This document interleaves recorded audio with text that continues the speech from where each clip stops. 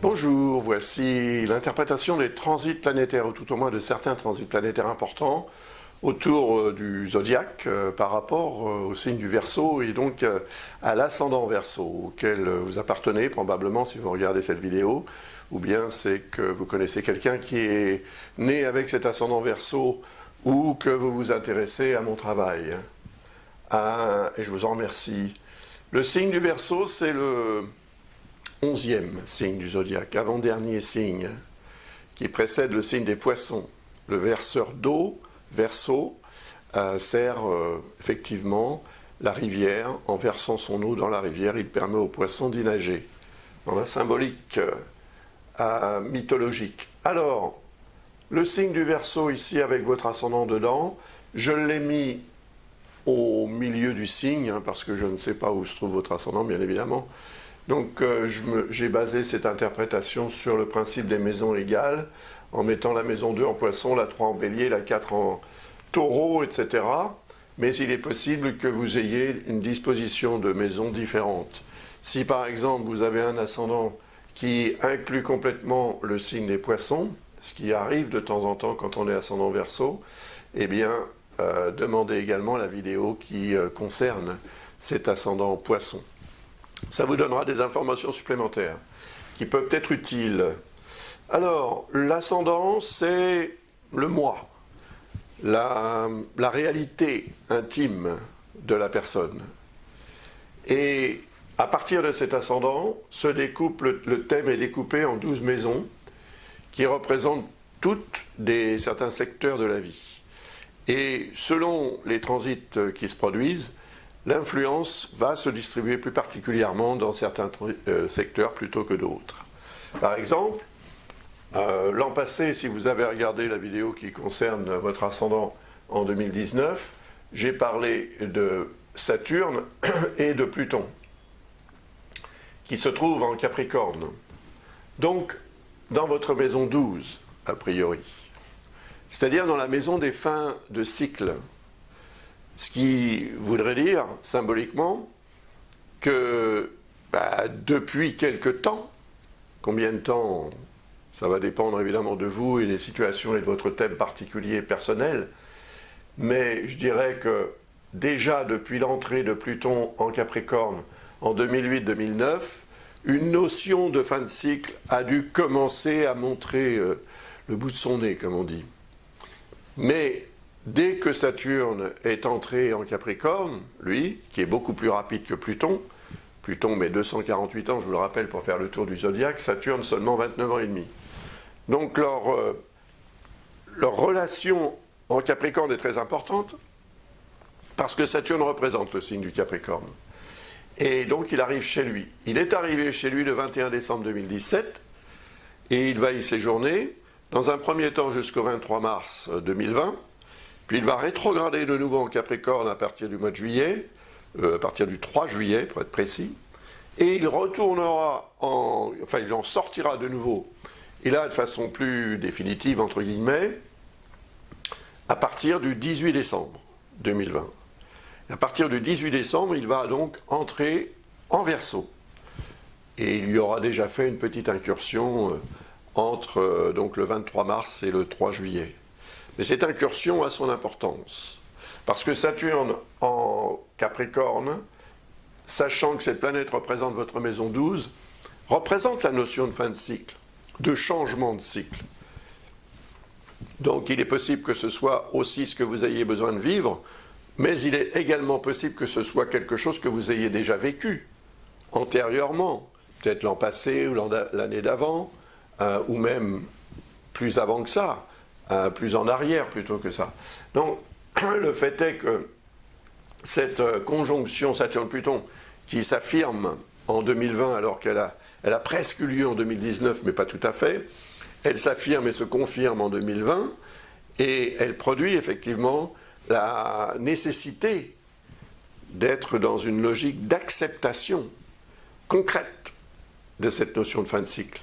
Pluton, c'est la mort symbolique, ou réelle parfois aussi bien sûr, mais disons symbolique dans ce cas-là, c'est-à-dire la notion de régénération. Donc, pour pouvoir se régénérer, il faut accepter de faire abstraction de différents éléments, différentes valeurs, de manière à faire de la place pour que de nouvelles valeurs puissent les remplacer. C'est ça le progrès. Donc, cette année, en 2020, Jupiter va dynamiser l'énergie de Saturne et de Pluton. En entrant en Capricorne lui-même, dans la nuit du 2 au 3 décembre. Donc ce transit va mettre en surbrillance ce que Saturne et Pluton sont en train de vous montrer, de peut-être aussi de vous imposer depuis quelques années. Et comme Jupiter représente ce qui peut revêtir un caractère tout à fait officiel, il est possible effectivement que ce que vous vivrez en 2020 soit relié à une notion d'administratif, de réglementation, de loi, mais également de morale, car Jupiter représente aussi la dimension philosophique de la vie. Donc l'approche morale des choses peut intervenir pour dynamiser et vous motiver dans cette logique de transformation qui est représentée par cette conjonction Saturne-Pluton. Quand Saturne va passer en Verseau, il va avoir une incidence évidemment au niveau de votre ascendant qui est en Verseau. Cette incursion de Saturne qui va durer du 23 mars jusqu'au 3 juillet, eh bien, est représentative de ce que vous allez pouvoir commencer à percevoir en termes de résultats des efforts que vous aurez éventuellement fournis en amont, depuis au plus récent, depuis que Saturne est en Capricorne, donc depuis fin 2017. Tout 2018, tout 2019, ce que vous avez géré, qui a pu être assez lourd quand même, mais les efforts fournis donneront ou devraient donner des résultats concrets qui, je l'espère, vous seront favorables, parce que le transit de Saturne en Verseau va s'affirmer, se confirmer à partir du 18 décembre, comme on l'a vu tout à l'heure, après un retour en arrière dans le signe du Capricorne. Mais pourquoi ce retour en arrière? Symboliquement, c'est un phénomène, bon, sur le plan astronomique, si vous voulez, c'est un phénomène, c'est une aberration d'optique. De notre point de vue sur Terre, en regardant vers Saturne, on aura l'impression que la planète repart en arrière parce que la Terre, évidemment, orbite beaucoup plus rapidement autour du Soleil que ne le fait Saturne. La Terre orbite 29 fois et demi plus rapidement que Saturne autour du Soleil. Donc fatalement, la Terre double Saturne assez fréquemment et ces moments-là sont représentés comme une rétrogradation puisque l'impression que ça donne effectivement c'est que la planète repart en arrière. Et ça a une logique physiologique. C'est-à-dire que l'énergie de Saturne, ou celle de la Terre si vous voulez par rapport à Saturne, s'écarte. Et en s'écartant, l'énergie de Saturne diminue. Mais son retour en Capricorne a un sens. C'est-à-dire que ce que vous avez vécu, ce que vous aurez vécu, d'ici à la première sortie de Saturne du signe du Capricorne le 23 mars, tout ce que vous aurez fait peut-être depuis fin 2017, disons, tout ce qui se sera passé, ce que vous aurez été en mesure d'assumer, et donc si effectivement d'importantes remises en question se sont imposées à vous, et qu'elles deviennent véritablement officielles, et donc beaucoup plus présentes en 2020, étant donné comment dirais-je, l'influence de Jupiter, comme on l'a vu tout à l'heure, qui est quand même un astre extrêmement important, qui peut-être d'ailleurs le plus important de toutes les planètes, dans le sens où c'est la planète la plus volumineuse, et sa masse correspond à 2,5 fois la masse de tous les autres corps célestes, toutes les autres planètes plutôt du système solaire. Donc c'est quand même énorme. Et son énergie est phénoménale. Elle serait même plus forte, plus intense que celle du Soleil en termes de rayonnement et de radiation. Donc c'est un astre qui est relié en astrologie à la notion de croissance, d'évolution, de progrès, de réussite. L'opportunisme est représenté aussi par Jupiter. Les jupitériens sont des opportunistes en général, sont des gens qui n'ont en tête que le succès et la réussite. Et bien souvent, ils y parviennent. Mais là, dans ce cas de figure, par rapport à votre ascendant, indépendamment de votre signe, je ne sais pas de quel signe vous êtes, vous devez regarder la vidéo, vous avez dû la regarder, la vidéo qui concerne votre signe, il faudra faire une synthèse, évidemment, parce que j'ai parlé de cette conjonction, elle est tellement importante, elle est tellement unique, surtout, puisque elle ne s'est pas produite depuis plus de 2000 ans et elle ne se reproduira pas avant plusieurs millénaires aussi, donc elle est extrêmement importante dans le signe du Capricorne, car c'est un signe qui représente le pouvoir absolu. Et le pouvoir absolu, c'est le pouvoir des dictateurs, mais c'est aussi le pouvoir de l'argent. Donc il est fort probable que 2020 soit particulièrement mémorable à ce sujet, mais à bien d'autres sujets aussi. Donc cette conjonction va avoir une incidence pour tout le monde, pour la Terre entière. Et évidemment, différemment selon tout un chacun. Donc dans votre cas, étant donné qu'il s'agit de la maison 12, quel que soit votre signe solaire, ça impose quelque chose qui doit se terminer, de manière à ce que vous puissiez redémarrer, ou démarrer. Si vous n'avez pas encore démarré dans la vie, le moment du démarrage est pour bientôt. En fait, Jupiter va transiter en Capricorne jusqu'à la fin de l'année aussi, jusqu'au 18 décembre. Non, c'est Saturne jusqu'au 18 décembre. Jusqu'au 20 décembre, donc 2 jours plus tard. Saturne, 18 décembre, et Jupiter, le 20 décembre.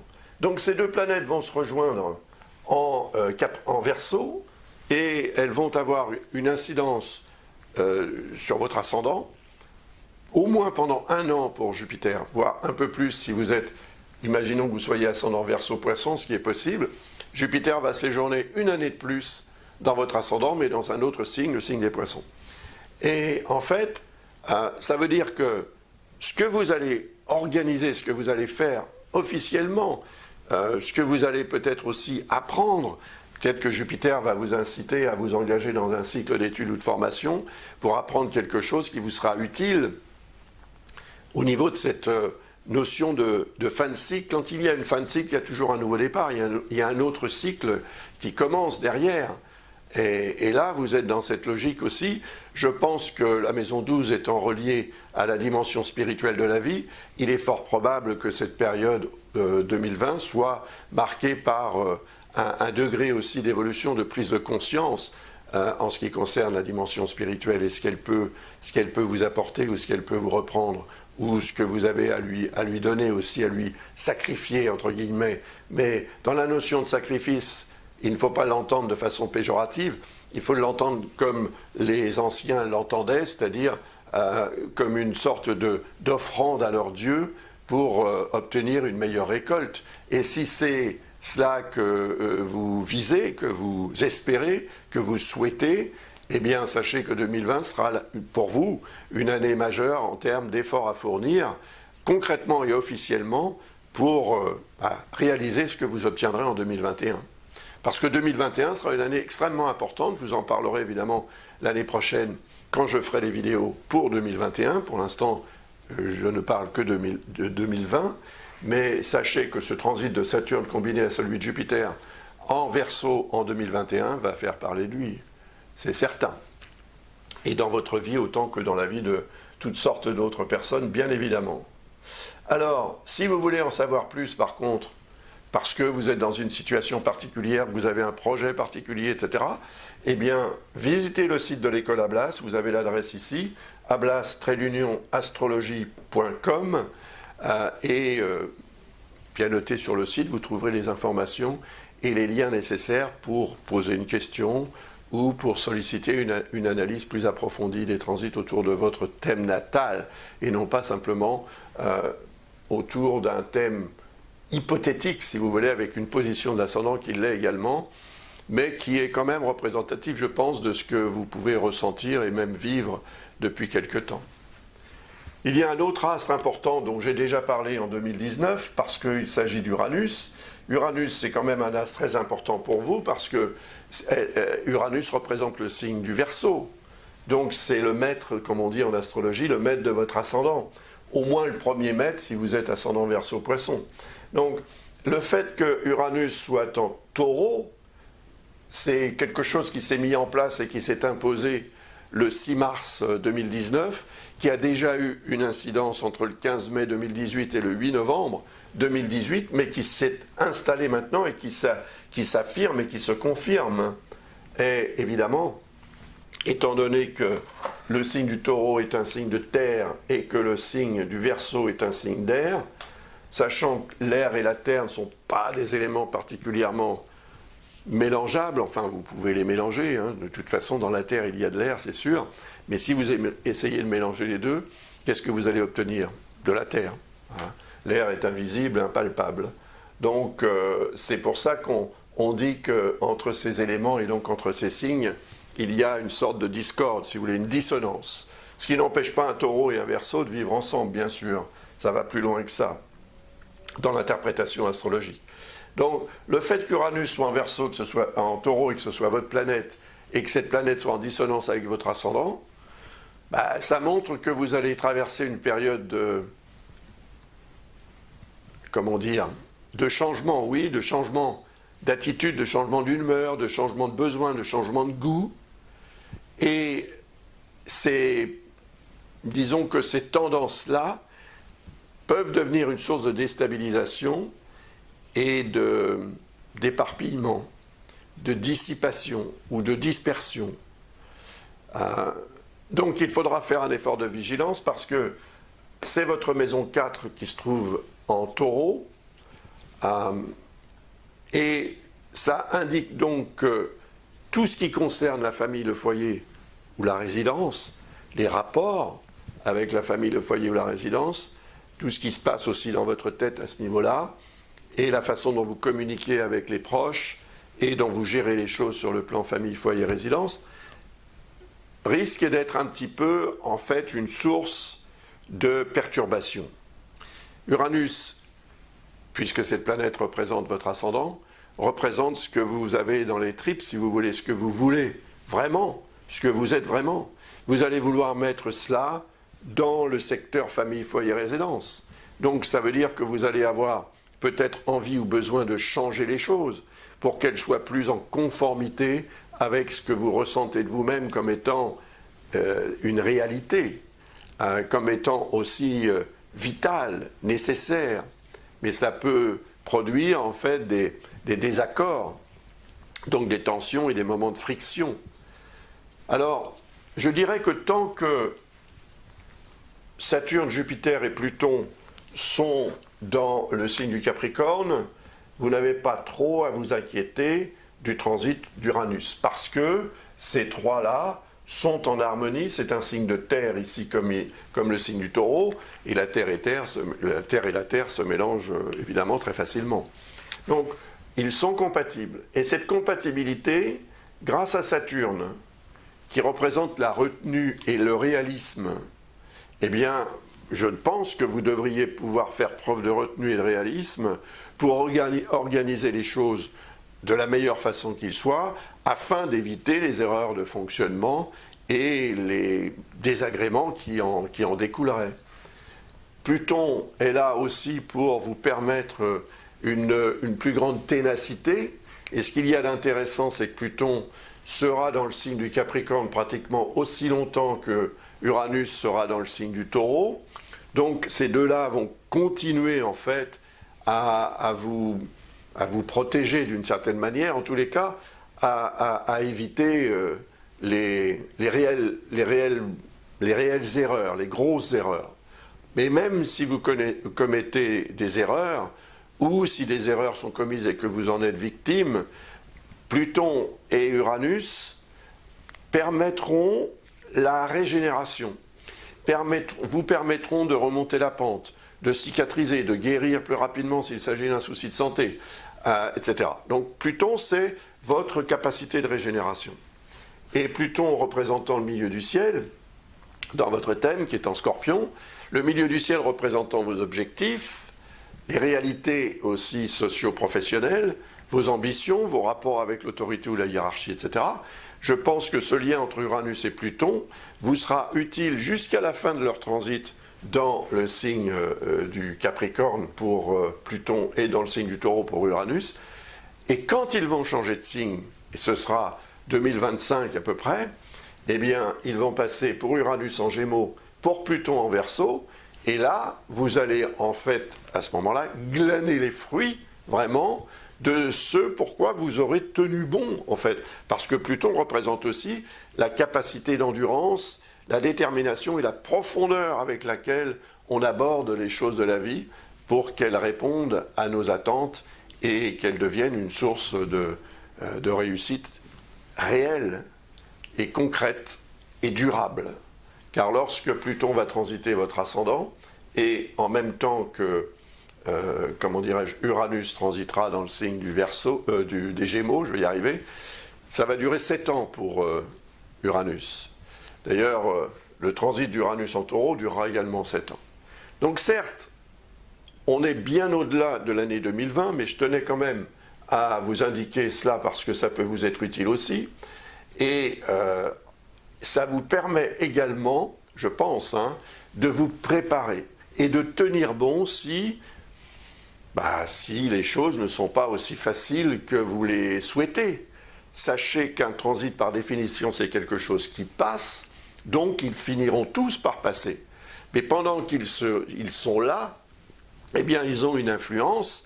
Cette influence peut avoir des répercussions à beaucoup plus long terme que la durée du transit, bien évidemment, selon la manière dont on va exploiter, utiliser ou se préserver de l'énergie en question. Donc, il y a quelque chose peut-être d'un petit peu déstabilisant dans le transit d'Uranus en Taureau en dissonance avec votre ascendant, parce qu'il va vous rendre aussi plus nerveuse ou plus nerveux. C'est le système nerveux qui est représenté par Uranus quand même. Donc, vous serez évidemment plus intense, peut-être trop pressé parfois. Donc, il y aura des périodes d'accélération excessives qui peuvent donner naissance, évidemment, à des erreurs que vous commettrez et des incidents de parcours, voire même peut-être des accidents. Donc, il faut aussi le savoir, ça, et vous en prémunir au maximum.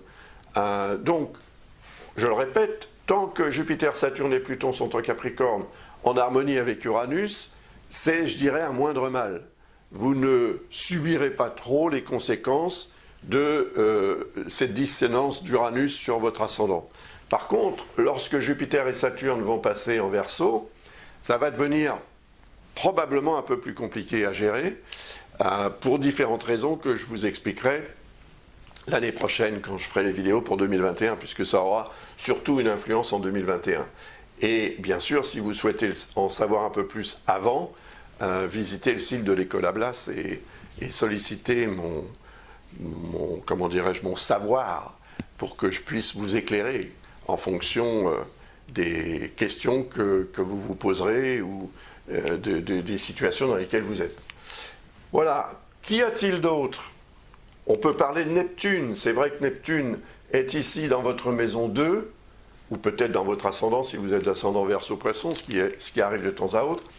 Mais de toute façon, le signe des Poissons, c'est le signe qui suit la position de votre ascendant. Donc il est quand même relié à cette énergie maison 2, qui est l'énergie de l'alimentation et de l'alimentaire, donc de l'argent. Les biens matériels et les revenus sont représentés par cette maison 2. Donc Neptune, qui représente le signe des Poissons, représente votre maison 2. Et il est en Poisson depuis 2012. Ça va durer jusqu'en 2026, donc on a le temps d'en reparler.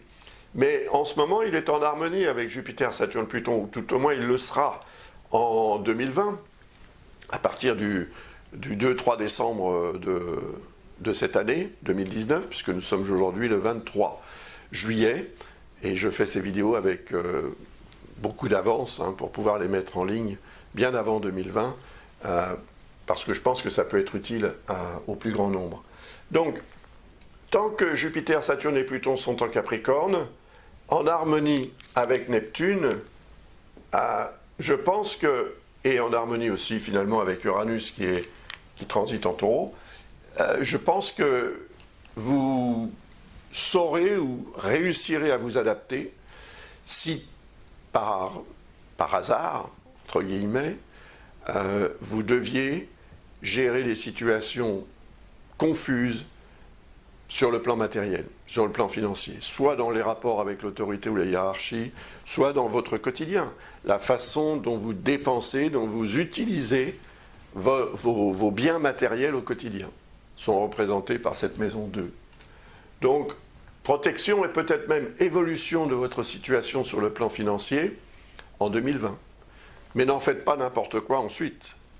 Parce que, évidemment, Neptune représente les satisfactions qui peuvent en découler, mais Neptune représente aussi le côté un peu laxiste, si vous voulez, en termes de gestion budgétaire. Alors que non, il faudra faire un effort de réalisme, de manière à ce que vous obtiendrez en 2020, s'il y a effectivement un degré d'évolution, d'amélioration, une augmentation de salaire ou de revenus, quelle qu'elle soit, vous n'en fassiez pas ensuite n'importe quoi. Donc il y aura, grâce à Saturne, je pense, et tout au moins jusqu'au 23 mars, une énergie qui vous permettra de bien calculer, de bien organiser et de bien profiter, voire même de faire fructifier quelque chose que vous obtiendrez sur le plan financier. Donc ça peut vous être utile. Mais il y a Mars aussi dont il faut que je vous parle. Mars va transiter en Sagittaire, déjà, à partir du 4 janvier 2020 jusqu'au 17 février. Mars sera ici en Sagittaire. Alors, le signe du Sagittaire étant un signe de feu, il est en harmonie avec le vôtre. L'air et le feu s'entendent très bien. Je dirais même qu'ils ne peuvent pas se passer l'un de l'autre. Donc, Mars en Sagittaire va vous être utile pendant cette période, environ 6 semaines, du 4 janvier au 17 février, pour agir. C'est ce que Mars représente. Il transitera votre maison 11, qui se trouve ici en Sagittaire. La maison 11 représente l'environnement social, les relations sociales, les activités aussi sociales. Donc il est probable que vous soyez plus active ou plus actif dans ces domaines en début d'année, et il est possible aussi que vous ayez envie ou besoin de vous engager dans un processus d'action, une action menée, gérée par un groupe social, ou peut-être une implication dans une activité à caractère social ou caritative même, pourquoi pas. Et cela vous apportera pas mal de satisfaction, je dois dire. Quand Mars va passer en Capricorne, ça va durer... Ah, j'ai fait tomber mon... Ça va durer jusqu'au 31 mars, ce transit de Mars en Capricorne. Donc, quand il va être dans ce signe, il va évidemment booster considérablement l'énergie de Jupiter, de Saturne et de Pluton. Ça va faire 4 astres dans ce signe du Capricorne autour de votre maison 12. Donc, ça sera le moment, à mon avis, à choisir pour prendre les décisions, les bonnes décisions de préférence, bien sûr, qui concernent cette notion de fin de cycle que j'ai évoquée au début de cette analyse. Parce que c'est cette énergie de Mars qui vous donnera, si vous voulez, la motivation, le coup de fouet et le, comment dirais-je, et la capacité aussi, la volonté d'agir. Et c'est la façon dont vous allez agir qui déterminera, évidemment, cette notion de fin de cycle et le changement. Parce qu'il y aura évidemment un lien avec Uranus ici, un lien aussi avec Neptune, avec votre ascendant bien sûr, mais c'est surtout par rapport à la maison 12 que ça va se situer. Et sachant que Mars va entrer dans le signe du Verseau juste après, donc le 31 mars, Mars passe en Verseau. Mais le 23, on a vu que Saturne passait en Verseau aussi.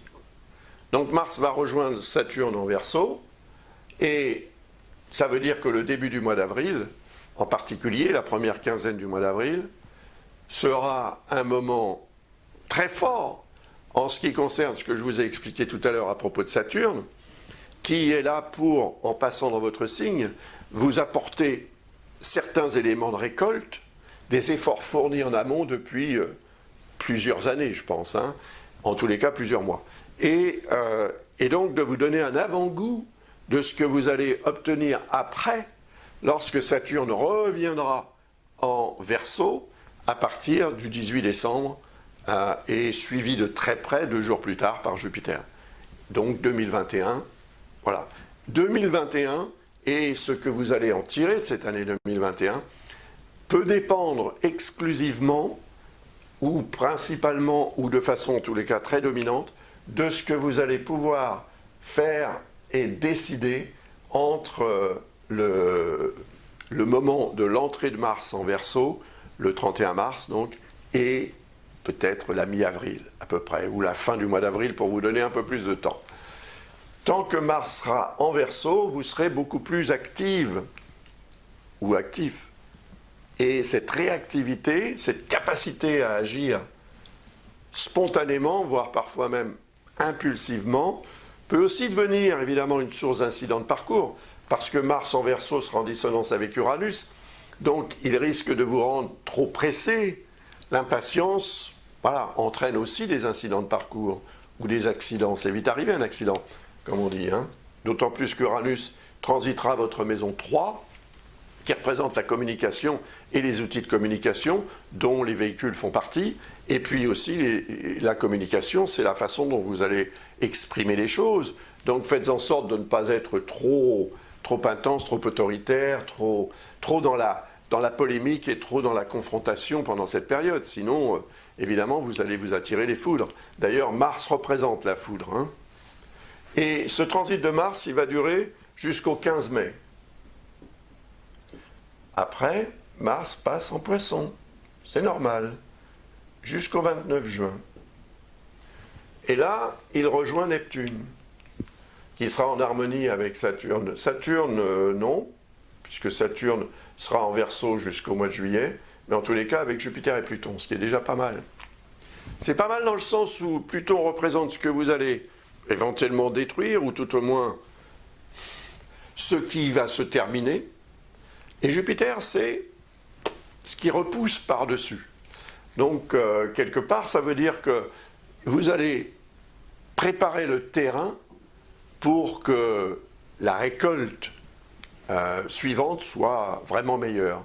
D'ailleurs, favorisée par Jupiter, elle peut être vraiment très bonne. Et je vous en reparlerai donc en 2021. Et donc, pendant ce transit de Mars ici, Neptune représentant l'inspiration, le sixième sens, l'intuition, etc., mettez-la à profit. Parce que si vous mettez ces capacités, ces qualités-là à profit, vous allez d'instinct agir ou réagir au bon moment, plutôt que n'importe comment, comme on a pu le voir un petit peu pendant son transit en Verseau, où vous risqueriez d'être un petit peu trop pressé de vous imposer ou de réagir. Là, non. Et ça peut vous être très utile sur le plan financier aussi, surtout si vous avez des démarches à faire, car Mars représente votre maison 3, pour des questions d'argent.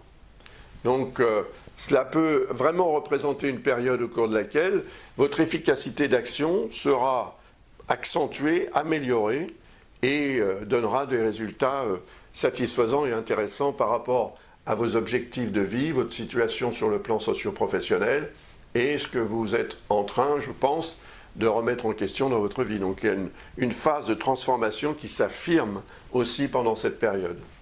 Et après, Mars passe en Bélier. En Bélier, il est fort, hein, c'est son signe de maîtrise. Il concernera votre maison 3, qui représente vos capacités de communication et ce que vous en faites, vos capacités intellectuelles aussi, et tous les outils de communication en fait. Donc, en Bélier, Mars est en harmonie avec votre signe, car c'est un signe de feu, le signe du Bélier. On a vu tout à l'heure que feu et air étaient des amis. Hein. Ici, nous avons un signe d'air, ici un signe de feu, quand Mars sera en Sagittaire, et là, il passe en Bélier, donc il est de nouveau en accord avec votre signe. Mais là-haut, il y est resté 6 semaines, comme on l'a vu tout à l'heure. À chaque fois, c'est à peu près 6 semaines. Mais là, non, c'est 6 mois.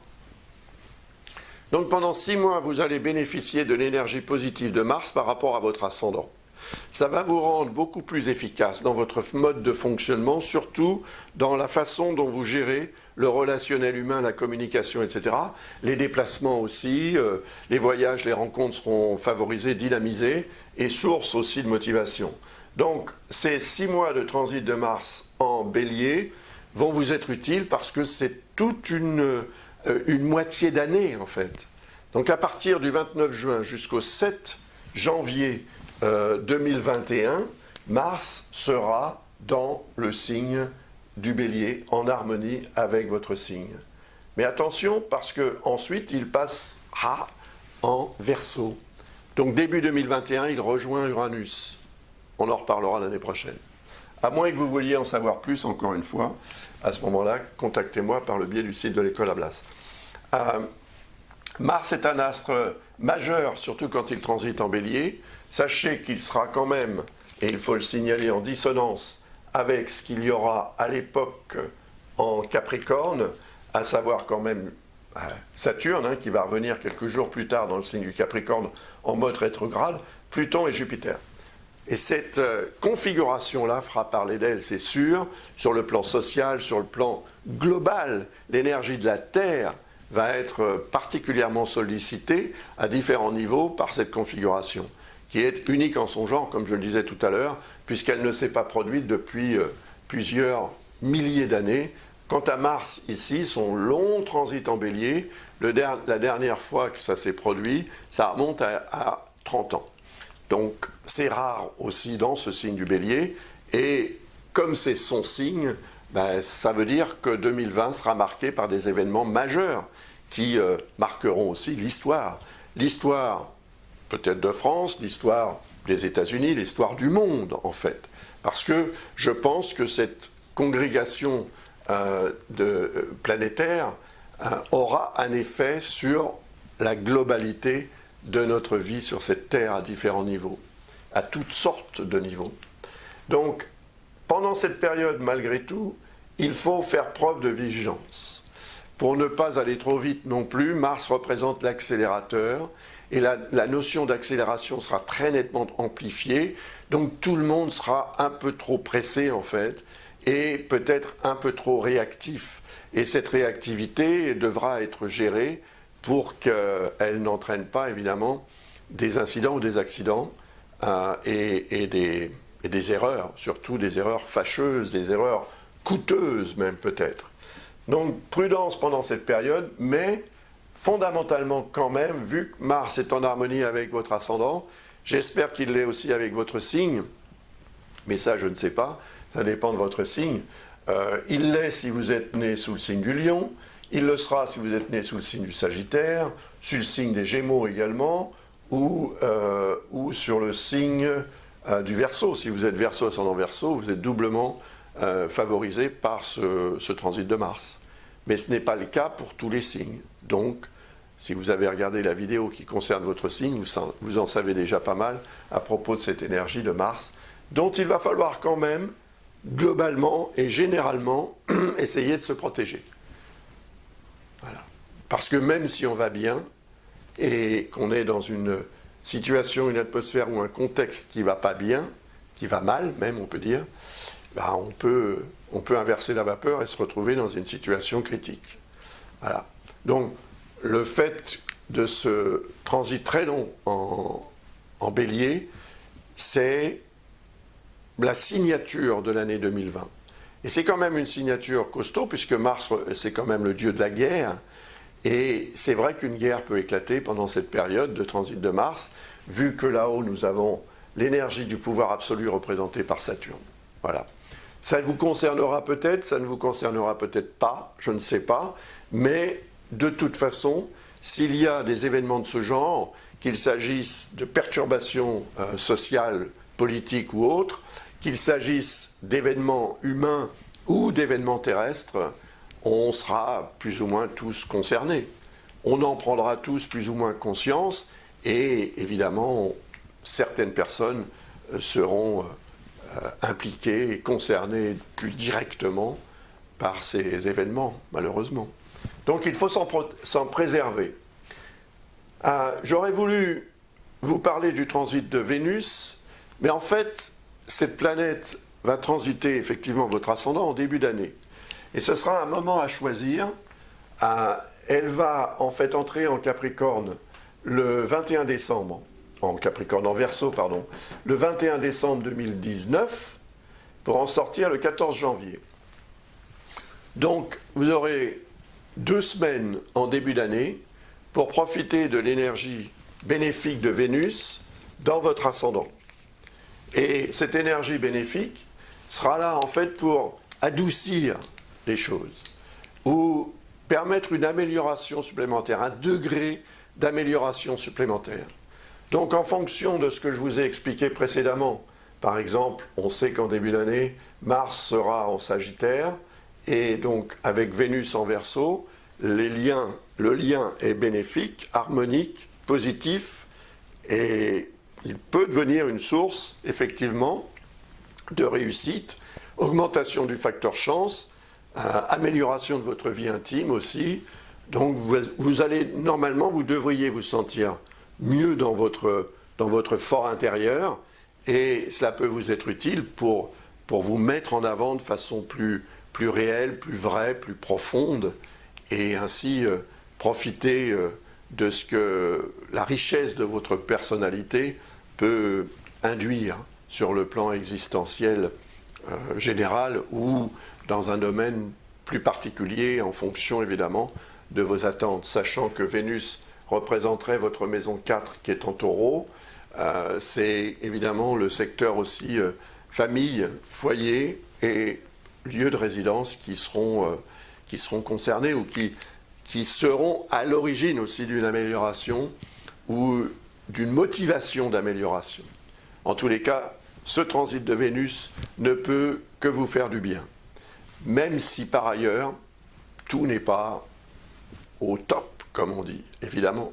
Il y a toujours quelque chose pour déstabiliser, pour, disons, contrer les énergies bénéfiques.